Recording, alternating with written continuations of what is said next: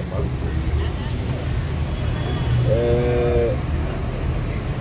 Jambo la kwanza ambalo ni la muhimu sana tulisema, na washukuru waandishi wa habari walio capture, waliopata tukio la wakili wa serikali anampiga wakili mwingine ngumi.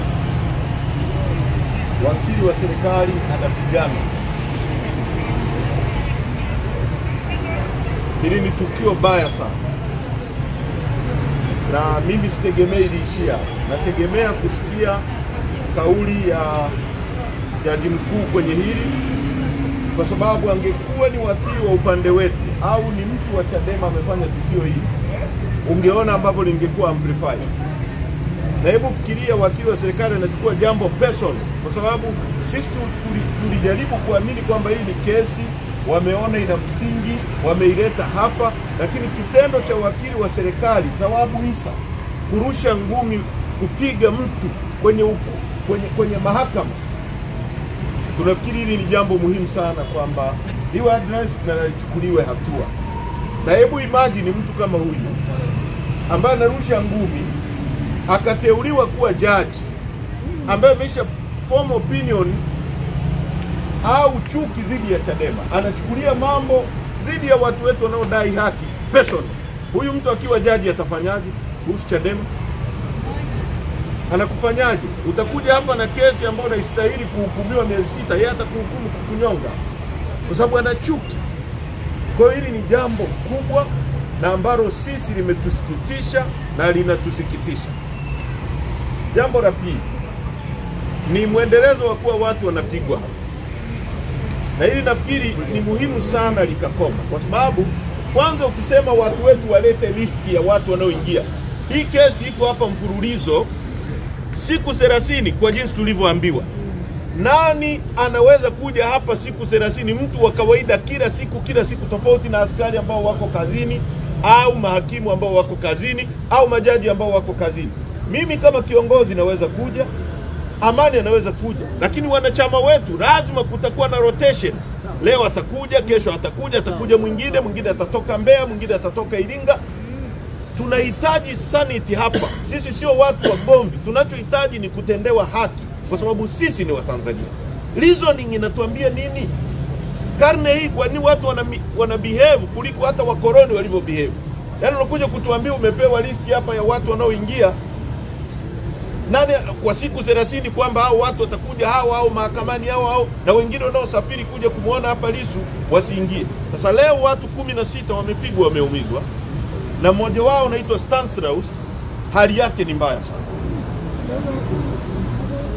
Na hili jambo niliunganisha na jambo ambalo tumelisikia, wote tumesikia wiki nzima, ili tutaliaddress pembeni, lakini nataka niliseme kwa siku kama 3 tangia tarehe 1 mpaka leo, wanachama na viongozi wetu mbalimbali 15 wametekwa, wamechukuliwa katika mazingira ambayo hayaeleweki sehemu mbalimbali za nchi.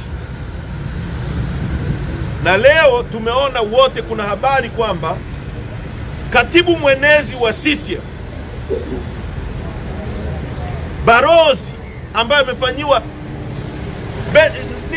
vetting na vyombo vya usalama vya nchi hii ametekwa. Sasa hili nilitumia kuwaambia walioko madarakani. Wazungu wanasema power is transient.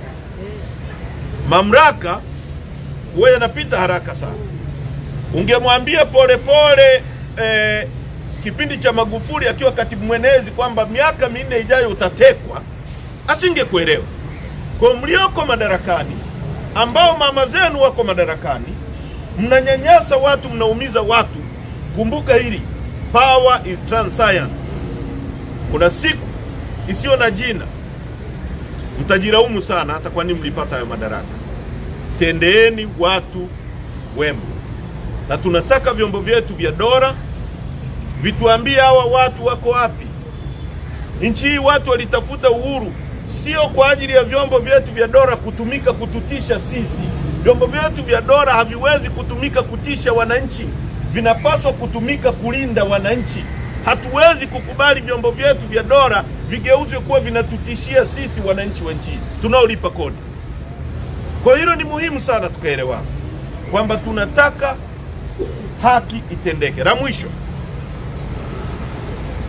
kuna jambo ambalo mimi limenishangaza sana, na mwenyekiti wetu ameliaddress, japo mahakama imelizungumza, lakini amelieleza vizuri sana.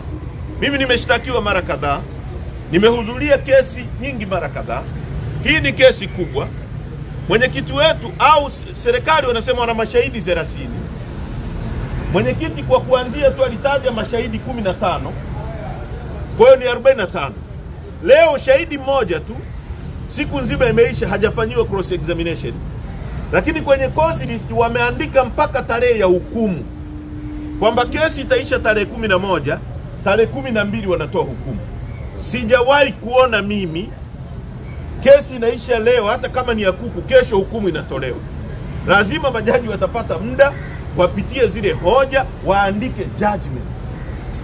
Nani aliyesema kwamba, nani aliyeandika hiyo hukumu kwamba itatoka tarehe 12? Na hayo mazingira yanatuambiaje sisi? Sisi kama Chadema tunaamini nini? Kwamba hiyo hukumu ambayo tunaambiwa itatolewa tarehe 12 wakati kesi inaisha tarehe 11 inatusababishia hofu kubwa kwamba kuna judgment imeshapangwa dhidi ya mwenyekiti wetu. Na jambo hilo tunaliquestion na hatutanyamaza, hatutakubali. Ni jambo linalotupa mashaka makubwa sana kwamba inakuaje cause list inatoka mpaka inaeleza siku ya judgment. Inawezekanaje hicho kitu? Mimi sijawahi kuona. Kesi isha tarehe 11, tarehe 12 mashahidi nani hukumu. Na mashahidi hao wanaweza kukaa pale, ukahojiwa leo, kesho ukafanyiwa cross examination, siku inayofuata ukafanyiwa nyingine. Hiyo inawezekanaje? Kwa wana Chadema tuendelee kuwa macho, lakini nataka niwaambie wanaojiita watawala wa nchi, sisi sio ng'ombe wao wala sio mbuzi wao, wanatupeleka machinjioni. Waache kumwaga damu za watu bila sababu. Tunataka kujua wako wapi watu waliochukuliwa. Sisi kama Chadema hatukubaliani na mtu yoyote kutekwa kwenye nchi. Kama mtu anakosa akamatwe, ndugu zake waarifiwe yuko wapi, waende wakamuone. Leo tunazungumza karibia siku ya 6, kiongozi wetu Ernest Mgawe, mwenyekiti wetu, yuko ndani, haruhusiwi kuonwa. Huyu mtu anazuiliwaje kuonwa? Ameua, amefanya nini hicho cha kumzuia kuonwa na viongozi wenzake, kuzuiwa kuonwa na familia yake, hapelekwi mahakamani? Huu ni utaratibu gani kama sio utaratibu wa kuinstigate fujo kwenye nchi? Na wanaosema sisi tunataka kuchochea fujo ndio wanaochochea fujo. Unapokataa usitekwe, wanasema wewe unachochea fujo. Kwa hiyo wanataka utekwe kama ng'ombe, ukae kimya, hapo ndio uchochee fujo. Ukikataa kutekwa, huyo anataka kuchafua nchi. Kati ya anayeteka watu na anayezuia watu wasitekwe, nani anachafua nchi? Nani anayetaka kuharibu amani ya nchi? Watekaji ndio wanaoharibu amani ya nchi. Sisi tunaotaka utaratibu, tunaotaka haki, hatuwezi kuharibu amani ya nchi. Kutaka haki, kutaka watu walipwe mishahara vizuri, kutaka ufisadi ukomeshwe, kutaka madini yetu yasiuzwe, kutaka bandari zetu zisigawanywe kwa wageni, sio kuchochea fujo. Ni kutaka watu wote wafaidike na keki ya nchi. Na hayo sisi wengine tutayasema, hata tukienda kaburini sauti zetu zitabaki zinasikilizwa kwamba zilizungumza mambo haya. Asanteni sana. Na viongozi na ndugu kuingia mahakamani. Leo asubuhi kama mlivyosikia mliokuwemo ndani, mwenyekiti aliomba majina ya watu 100 kuingia hapa mahakamani. Kwenye orodha ile yuko mtu anaitwa Keti na Stephen. Wamefika hapa asubuhi, lakini pamoja na kwamba majina yao yalikuwa miongoni mwa watu waliotarajiwa kuingia mahakamani leo, lakini vyombo vya dola vimewazuia kuingia.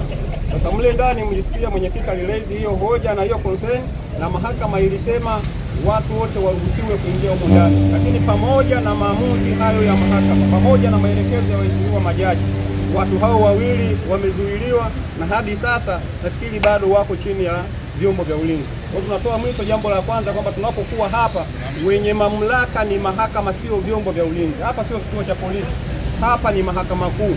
Mahakama inapoelekeza jambo watu wote wawe ni watu wa vyombo vya ulinzi, iwe ni sisi mawakili ambao ni maafisa wa mahakama hii au awe ni mwananchi yoyote, tunao wajibu wa kuhakikisha tunafuata na kutekeleza maamuzi yote yanayotolewa na muhimili wa mahakama.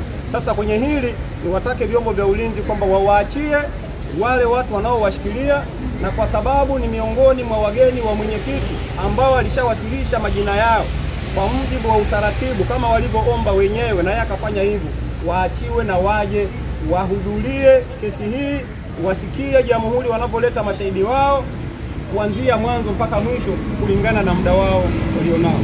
Jambo la pili, leo jamhuri wamefungua shauri lao kwa kuleta shahidi mmoja. Tangu asubuhi tumesikiliza ushahidi wao mpaka sasa tunapoahirisha shauri hili. Tutaendelea kesho kwa kumpa fursa mwenyekiti ambaye atapata nafasi ya kumhoji maswali yanaitwa cross examination, maswali ya kudodosa kila alichokisema pamoja na mambo mengine, ili tuweze kumalizana na shahidi huyo wa kwanza. Sasa amesema makamu mwenyekiti, mashahidi tu wa jamhuri wako 30. Mashahidi wa mwenyekiti wa kuanza nao wako 15. Vielelezo viko kadhaa pale. Viko baadhi ya vitu tunaviona, hata jamhuri wenyewe nadhani mliokuwemo ndani mmeona kama kuna kesi au hakuna kesi. Shahidi si ndio huyu amekuja leo, mmemsikiliza tuliokuwemo ndani. Hata kama sio mwanasheria unaweza ukajua au ukaona kwamba kwa mwenendo huu kuna kesi ya msingi au hakuna kesi ya msingi. Niwaombe kesho pia tufike kuja kusikiliza hayo maswali ya dodoso, ili sasa jambo hili lieleweke. Tutakaposikiliza mashahidi wote 30 watakapomaliza, basi mwenyekiti naye watafunga ushahidi wao na tutaingia hatua ya pili, kwa maana ya mwenyekiti naye kuanza kujitetea kama Mwenyezi Mungu akipenda. Jambo moja tu ambalo ni la utofauti kidogo. Tulipokuwa kule Kisutu tulifanya zoezi lilikuwa linaitwa komito, na kwenye maelezo ya komito kuna maelezo yakiwemo maelezo ya shahidi mwenyewe aliyokuja leo. Ndio nini kimetokea, lakini shahidi hajaomba kutoa maelezo yake aliyoyaandika yeye mwenyewe kule, na ambayo yalikuwa sehemu ya komito kule, akisema hayo maelezo ni miongoni mwa vielelezo muhimu ambapo pia jamhuri walisema watatuwasilisha hapa mahakamani. Shahidi amezungumza kuanzia mwanzo mpaka mwisho, na kwa hatua aliyofikia sasa hana fursa tena ya yeye shahidi kuomba kielelezo chake, kwa maana maelezo yake yaweze kuwasilishwa mahakamani. Kwa tunajaribu kushauriana na mteja wetu ambaye tunamsaidia kwenye masuala haya, ili aone ni namna gani kama anaweza kawaambia basi na maelezo yake yale kesho yapokelewe hapa, ili apate fursa pia ya kumhoji, kumuuliza maswali ya dodoso dhidi ya maelezo yake. Sije kawa kule walichokuwa wanakisema na sasa kinachokuja hapa ni vitu viwili tofauti. Kwa hiyo tumefikia hapo kwa leo kumsikiliza shahidi wa kwanza upande wa jamhuri ambaye amefunga ushahidi wake. Kesho tutakaposikiliza maswali ya dodoso, basi upande wa jamhuri pia watapata maswali mengine au fursa nyingine ya kumuongoza kwenye baadhi ya maeneo ambayo wanadhani atakuwa amekosea au wanahitaji kurekebisha. Kwa hiyo kwa leo tuko hapo, naomba tukutane kesho saa 3 kama mahakama ambavyo imeendelea kwa ajili ya kusikiliza mashahidi wengine. Asante.